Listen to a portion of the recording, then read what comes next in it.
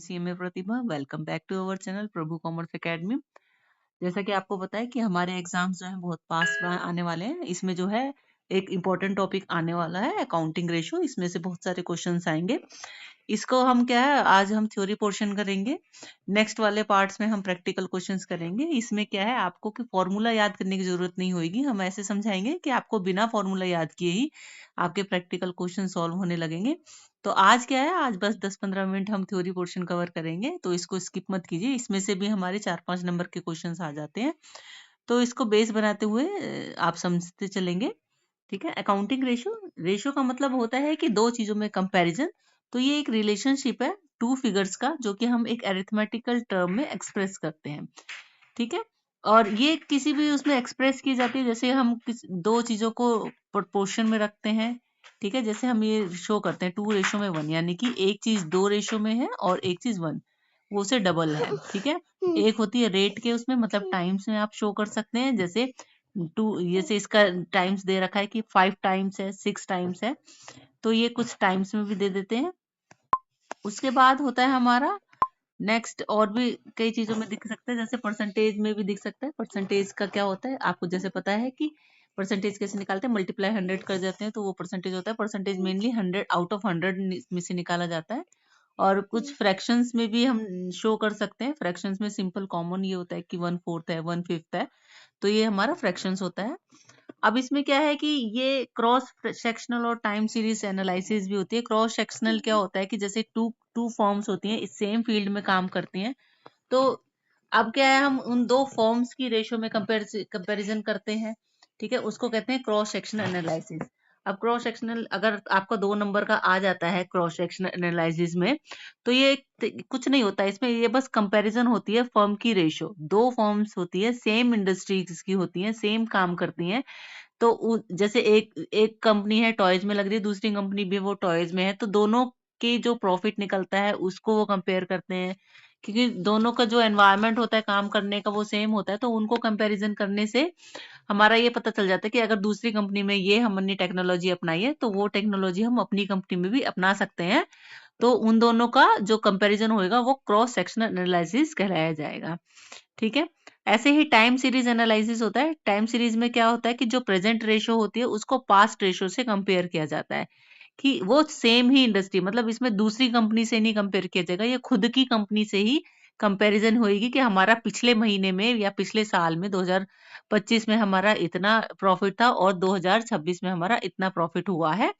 तो उसको कहते हैं टाइम सीरीज एनालिसिस। तो दोनों दोनों में आपको मेन डिफरेंस ये पता चल गया होगा कि क्रॉस सेक्शनल एनालिसिस में क्या होता है, कंपैरिजन दूसरी फर्म से के साथ किया जाता है। और टाइम सीरीज एनालिसिस में हम क्या करते हैं, अपनी ही कंपनी में जो प्रीवियस जो पास्ट की जो रेशो रहती है उसको प्रेजेंट की रेशो से कंपैरिजन किया जाता है। ठीक है जी। उसके बाद होता है कि इसके बेंचमार्क होते हैं कि भाई हमें कैसे पता चलेगा कि ये रेशो सही है कि गलत है, ये हमारे लिए अच्छी है कि बुरी है। ठीक। तो इसके भी कुछ पैरामीटर्स होते हैं। अब ये बेंचमार्क जो होते हैं कि क्या हो सकता है कि पास्ट रेशो, हम एक है ना बेंचमार्क ये बना सकते हैं कि हमारा ये पास्ट रेशो हमारा जैसे 50 निकला है, तो हमारा उससे कम नहीं होना चाहिए, उससे ज्यादा हो सकता है। तो एक बेंचमार्क हमने सेट कर लिया as per the past ratio. ऐसे ही दूसरा होता है हमारा ratio of the similar firm of the, जैसे मान लो कि हमारी कंपनी का, अभी मान लो नई नई कंपनी खुली है, अब हमारे इसमें क्या है, पास्ट रेशो तो आएगी नहीं।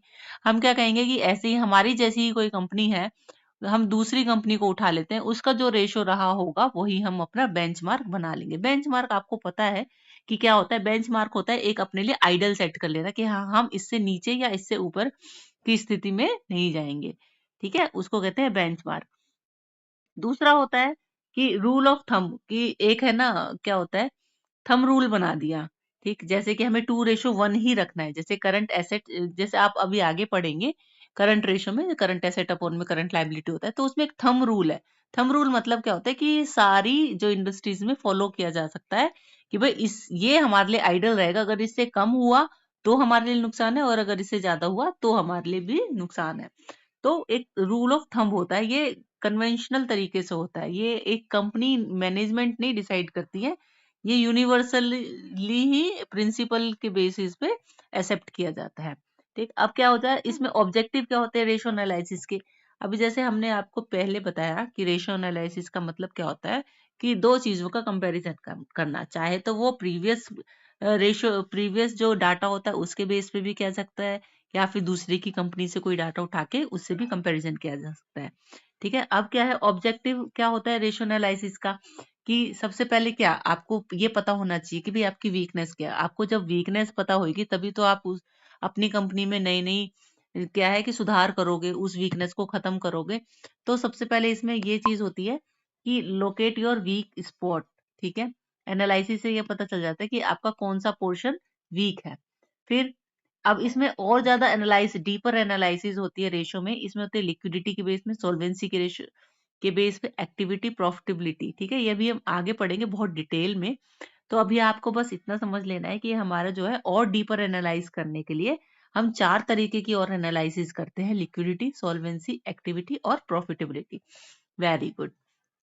फिर दूसरा हमारा क्या ऑब्जेक्टिव रहता है कि हमारा क्रॉस सेक्शनल एनालिसिस भी हो सके। ठीक है, हम कंपैरिजन कर सके, हम कुछ सेलेक्ट कर लेते हैं पोर्शन को, उससे हम दूसरी इंडस्ट्री से कंपैरिजन कर सके। ठीक है, तीसरा हमारा चौथा ऑब्जेक्टिव क्या होता है, टाइम सीरीज एनालिसिस। जैसा मैंने बताया कि वो खुद की ही कंपनी में प्रेजेंट रेशियो और पास्ट रेशियो को कंपैरिजन करता है। ठीक है, उसके बाद क्या होता है कि ये एस्टिमेट्स बनाता है, प्लान्स बनाता है फ्यूचर के लिए। तो हमें हमारे लिए रेशियो एनालिसिस बहुत जरूरी हो जाते हैं। अब इसके एडवांटेजेस क्या होते हैं, एडवांटेजेस होते हैं कि help in analysing the financial statement. ये तो फर्स्ट है ही है कि है ना। अब फाइनेंशियल स्टेटमेंट में आपको ये पता होना चाहिए कि फाइनेंशियल स्टेटमेंट में होता क्या क्या है। उसमें प्रॉफिट एंड लॉस स्टेटमेंट होती है और बैलेंस शीट होती है, और इसमें एक सीएफएस होती है। सीएफएस मतलब होते हैं cash flow statement. Cash flow statement होता है एज पर अकाउंटिंग स्टैंडर्ड 3 जो होता है उसके बेसिस पे कैश फ्लो स्टेटमेंट बनाया जाता है। ठीक है, अभी ये जो अकाउंटिंग स्टैंडर्ड्स है आप आगे की क्लासेस में पढ़ेंगे, तो मैं आपको थोड़ा सा बता देती हूँ। अगर ये आप अकाउंटिंग स्टैंडर्ड से लिख के आएंगे उधर तो इम्प्रेशन अच्छा चले जाएगा उस पे, और आपको जो एग्जामिनर है वो अच्छे पॉइंट्स देगा। ठीक, तो आपके लिए हेल्पफुल क्या होती है फाइनेंशियल स्टेटमेंट में, एक तो ठीक है, ये तो फर्स्ट पॉइंट हो गया कि एडवांटेज क्या है अकाउंटिंग रेशियो का, कि helpful in analyse of the financial statement. Financial statement में मैंने आपको ये बता ही दिया था। ठीक, नेक्स्ट क्या होता है, ये अकाउंटिंग डाटा को सिंप्लीफाई करता है। अब जैसे मान लो हमारी बैलेंस शीट बन गई, ठीक है, अब बैलेंस शीट बन गई, इन्होंने सिंपल सिंपल हमारा डाटा लिख दिया कि भाई कैपिटल इतना हो गया, एसेट इतनी हो गई, है ना, और हमारी क्या है कि क्रेडिटर इतने हो गए, डेटर्स इतने हो गए। अब इसका करेंगे क्या, जब तक कि अगर हमें मान लो ये ही हमें रेशियो में दे दिया जाए कि हमारी एसेट जो है ये 2 है और हमारी जो इसके ऊपर जो लायबिलिटी है वो 1 है, तो देखो कितने आराम से हम कंपेयर कर सकते हैं कि हमारा जो एसेट है वो कवर हो पा रहा है, यानी कि जो हमारी लायबिलिटी है हम एसेट से इजीली रिकवर कर सकते हैं। हम एसेट हमारा डबल है, तो क्या है हमारे लिए सिंप्लीफाई हो गया। ये जो डाटा रखा है हमारा अकाउंटिंग डाटा, तो हम इसको इजीली सिंप्लीफिकेशन कर सकते हैं। हमारी जो अंडरस्टैंडिंग है वो और स्ट्रांग हो जाती है। हमें जो इसके कॉज और इफेक्ट है, यानी कि एसेट्स के क्या कॉज है, ये हमने ज्यादा क्यों रखा है, और इसके इफेक्ट्स क्या होंगे लायबिलिटी पे, तो ये सारी हम रिलेशनशिप क्या है रेशियो एनालिसिस से बहुत आराम से निकाल सकते हैं। आई होप आपको समझ आ रहा होगा। तो मैं बहुत लेमैन लैंग्वेज में समझा रही हूँ। Helpful in comparative study. अब जो हम कंपैरिजन करते हैं, जैसे मान लो कि कंपैरिजन करते हैं जैसे कि फाइनेंशियल साउंडनेस है कि नहीं है, हम एक फर्म से दूसरे फर्म की भी कंपैरिजन कर सकते हैं, हम खुद की कंपनी में भी कंपैरिजन कर सकते हैं, है ना। उस कंपैरिजन को लेके ही तो हम आगे बढ़ेंगे कि भाई इस बार हमने अच्छी परफॉर्मेंस करी, उस साल हमने अच्छी करी थी, तो हमें ऐसे मोटिवेशन मिलती है। तो हेल्पफुल इन कंपैरेटिव डाटा हो जाता है। नेक्स्ट होता है कि helpful in locating weak point. अभी जैसे फर्स्ट पढ़ा था हमने कि भाई इसका ऑब्जेक्टिव क्या है, हमने इधर वीक स्पॉट्स पता करे थे। तो ऐसे ही इसके जो एडवांटेज रहते हैं, एडवांटेज ये है कि हेल्पफुल इन लोकेट, हमें ये पता चल जाता है कि हमारा वीक पॉइंट क्या है। अगर मान लो इधर एसेट्स हमारे 0.2 होता, मतलब 20,000 ही होते खाली, और लाइबिलिटी हमारी 1 लाख होती, तो हमें ये पता चल जाता कि हमारे एसेट्स कम है। ठीक है, हमारी लाइबिलिटी उसमें रिकवर नहीं हो पा रही, तो हम एसेट्स को खरीदने पे ज्यादा जोर देते हैं, अपनी लाइबिलिटी को पे ऑफ करते हैं, यानी कि खत्म करते हैं। तो इससे हमें क्या है वीकनेस पता चल जाती है, तो हम उसको और स्ट्रांग बना देते हैं। ठीक है, इसके बाद क्या होता है कि क्लास, अब देखो नेक्स्ट क्या है, हेल्पफुल इन वीकनेस स्पॉट हो गया, और फिर हो गया effect of personal ability bias analysis. हम सारे एनालिसिस कर सकते हैं। और आज सबको, आज जैसे कि आपको पता है कि आज न्यू ईयर का दिन है, तो आप सभी को हैप्पी न्यू ईयर, और आपके लिए ये जो साल है बहुत अच्छा रहे। ऑल द बेस्ट मेरी तरफ से। और आपको ये जो वीडियो है अगर हेल्पफुल लगी हो तो आप आगे भी सब्सक्राइब करवाइए और दूसरों की मदद कीजिए। Thank you. फिर मिलते हैं आपको प्रैक्टिकल क्वेश्चंस करवाने के लिए। जब तक के लिए आप स्टडी कीजिए। धन्यवाद।